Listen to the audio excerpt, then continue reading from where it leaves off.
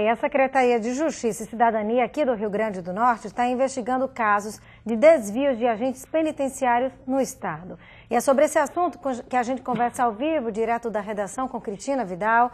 Bom dia, Cristina. Bom dia, Mariana. Bom dia, Jane, a todos que acompanham o Encontro com a Notícia. Mariana, de acordo com os dados da Comissão Especial de Processos Administrativos da SEJUC, 186 casos de desvios cometidos por agentes estão sob investigação no momento. São ilegalidades como o não cumprimento do horário de trabalho, entrada de material ilícito em unidades prisionais, furtos de arma de fogo e facilitação de fugas. Ainda de acordo com os dados da comissão, desses 186 casos, 164 ainda estão na fase de procedimento preliminar, ou seja, quando denúncias são investigadas, podendo ser aceitas ou descartadas.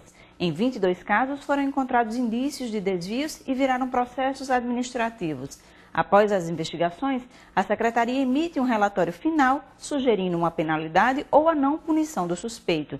De acordo com a SEJUC, as penalidades vão de multa à suspensão ou mesmo demissão. Foi observado um aumento em relação ao número de casos suspeitos que se tornaram processos administrativos. Apenas em 2016, são 18 os procedimentos preliminares que se tornaram processos administrativos contra agentes.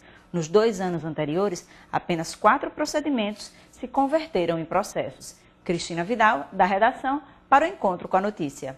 Obrigada, Cristina. E aí, Jânio? Mariana, desde o primeiro semestre do ano passado que o sistema prisional aqui do Rio Grande do Norte se encontra em estado de calamidade. Num primeiro momento, depois daquelas rebeliões que destruíram praticamente todos os presídios, veio a força-tarefa, passou um determinado tempo, mas não conseguiu conter essa dificuldade, notadamente no presídio de Alcaçuz, que tem de se controlar. Há uma declaração do juiz Henrique Baltazar de que o controle ainda é dos presidiários. Aí a gente tem um sistema prisional em estado de calamidade com vários problemas, com várias dificuldades. A sociedade, de um modo geral, cobra a segurança. Mas o que está por trás do sistema prisional leva a uma quantidade de presídios com bastante diversidade. A gente tem desde um presídio como Alcaçuz, que dizem que o controle está com os presos e que tem tido fugas constantemente, que eles têm todo acesso a drogas, a celulares, até a armas brancas, sei lá como, aqui lá matam, né? Até um presídio como, por exemplo, em Macau, que é controlado pelos próprios presidiários. Temos alternativas também, como em Patu, lá na detenção de Patu, os presos mais pacíficos, digamos assim, plantando hortaliças. Aí a gente vê essa dificuldade com os agentes penitenciários, que talvez não seja um dos maiores problemas. Há um sistema prisional aí que falta 3.500 vagas. Tem mais de 8.000 mandados de prisão, mas não tem como prender porque não tem onde colocar.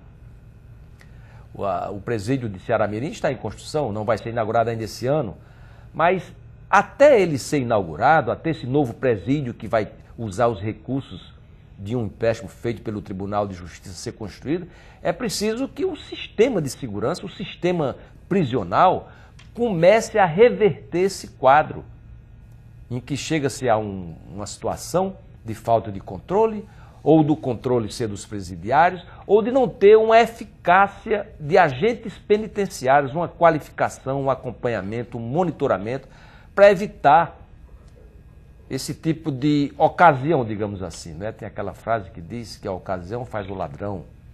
Em que medida essa fragilidade que se expõe publicamente da ação de alguns agentes penitenciários pode comprometer a imagem dos agentes penitenciários, até levar a sociedade a dizer, olha, esses agentes penitenciários não estão resolvendo assim, é melhor terceirizar.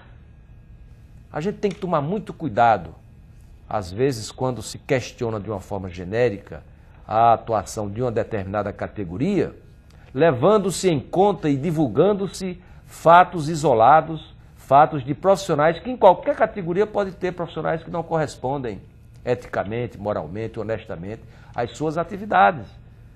Então é muito mais importante nesse momento fazer esse enfrentamento dessas várias situações desses vários problemas e, em relação aos agentes, procurar dar uma resposta, ter um controle, um monitoramento, porque a gente tem visto recentemente o diálogo, inclusive, entre os agentes penitenciários, seus representantes e os poderes constituídos, com momento de esgarçamento, de ameaça de greve, de reivindicações que não chegam-se a um bom relacionamento, e tudo isso tem prejudicado de uma forma mais generalizada uma categoria que precisa ser fortalecida, bem remunerada, bem monitorada, para ter o controle ou voltar a ter o controle de presídios, como por exemplo de Alcaçuz, que entre um agente penitenciário e um presidiário lá, a gente sabe a falta até de desempenho normal, de condições, eu diria até psicológicas de ação dos agentes penitenciários, numa situação completamente diferenciada, em que os presidiários mostram muito mais força do que os agentes penitenciários, quando se precisa utilizar a força. A gente viu na rebelião, eles destruíram tudo, praticamente em todos os presídios, e não chegaram a fazer fuga em massa num determinado momento, porque houve a contenção pelos agentes, não. Porque os próprios presidiários, ou as lideranças deles, acharam que o momento não era aquele de sair todo mundo... Por quê? Porque às vezes o controle de um presídio por parte de presidiários é rentável muito mais para algumas lideranças do que se elas forem liberadas, expostas à luta das ruas.